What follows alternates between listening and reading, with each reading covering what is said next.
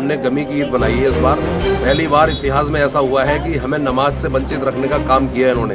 रो रहे थे हम, ये हाथ फैला के दुआ मांग रहे थे, जो हमारे साथ गलत कर रहा है अल्लाह ताला उसको तू ठीक रख। क्यों जगह तुम छीन लोगे, रोड पर अगर कोई नमाज पढ़ेगा उसको तुम जो है जेल भेजने का काम करोगे। तो हमने ये फीती जो बांध रखी है काली, ये काली फीती से हमने केवल एक विरोध दर्ज कराया है कि इसकी आवाज़ जो है पूरे हिंदुस्तान में जाए कि एक तानाशाह ऐसा भी है जिसने हमें नमाज पढ़ने से वंचित कर दिया। 10% मुसलमान से आपको इतनी नफरत क्यों? आखिर क्यों? क्या हिंदुस्तान में हमारा कोई अधिकार नहीं है? रुद्रपुर के ईदगाह में शांतिपूर्ण ईद की नमाज अदा हो गई। मुस्लिम समाज के लोगों ने बाहर में काली पट्टी बांधी और ईदगाह में पहली बार काले झंडे लगाए गए। मुस्लिम समाज के लोगों में इस बात को लेकर नाखुशी और आक्रोश था कि उन्हें नमाज के लिए ज़मीन उपलब्ध नहीं कराई गई। हालांकि इस दौरान शांतिपूर्वक नमाज अदा की गई और भारी संख्या में पुलिस बल तैनात रहा।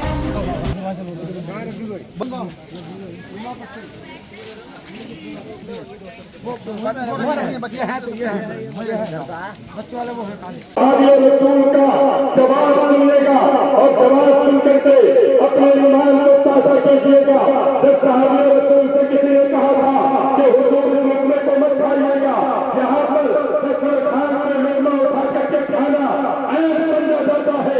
सहाबी रसूल को जलाया गया और इरशाद फरमाया उसी मजलिस के अंदर, आप लोगों को सुन्नत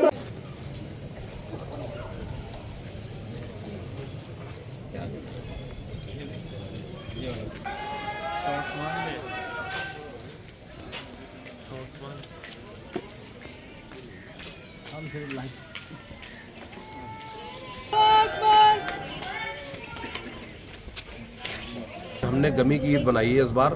पहली बार इतिहास में ऐसा हुआ है कि हमें नमाज से वंचित रखने का काम किया है इन्होंने। और जैसे तैसे नमाज तो क्योंकि हमारे ऊपर फ़र्ज है इसलिए हमने अदा की, लेकिन वो नमाज हमने कैसे अदा की हमारा अल्लाह जानता है और हम जानते हैं। रो रहे थे हम, ये हाथ फैला के दुआ मांग रहे थे, जो हमारे साथ गलत कर रहा है अल्लाह ताला उसको तू ठीक रख। क्योंकि हम इस्लाम जो है कभी भी किसी को गलत कहने का पैगाम नहीं देता। लेकिन दिल की हाय है जिस तरीके से आज जो है मुस्लिम समाज को जो एक पूरे रुद्रपुर शहर के अंदर एक ईदगाह उसको भी हमसे छीन लिया गया।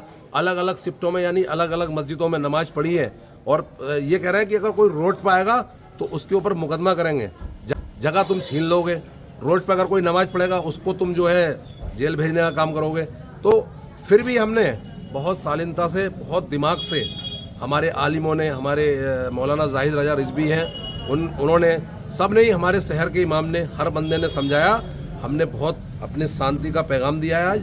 और मैं इनको कहना चाहता हूँ 2027 की जो तैयारी कर रहे थे, तैयारी तो नेताजी आपकी फेल हो गई।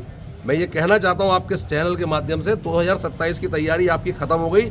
मुसलमानों ने पूरी सालिनता के साथ नमाज पढ़ी है और कोई भी जरा सा भी विवाद नहीं होने दिया। जैसे भी पढ़ी पढ़ ली, क्योंकि हमने हर एक नौजवान को समझाया, एक एक बंदे को समझाया।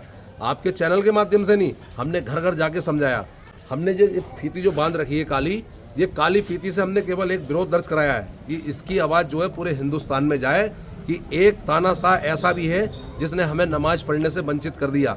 मैंने कल भी आपके चैनल के माध्यम से कहा था, हमें वोट देने का हक है, हम सरकार कोई भी बना सकते हैं, लेकिन हमें सरकारी ज़मीन पे जो है नमाज पढ़ने का हक नहीं है। हमारा राशन कार्ड भी कैंसिल कर दो, हमारा पहचान पत्र भी कैंसिल कर दो। हम कह रहे हैं हमें इस रुद्रपुर शहर से नहीं, पूरे हिंदुस्तान से मुसलमान को निकाल दो ना। 10% मुसलमान से आपको इतनी नफरत क्यों? आखिर क्यों? क्या हिंदुस्तान में हमारा कोई अधिकार नहीं है? क्या हमारे बुजुर्गों ने शहादत नहीं दी है अपनी?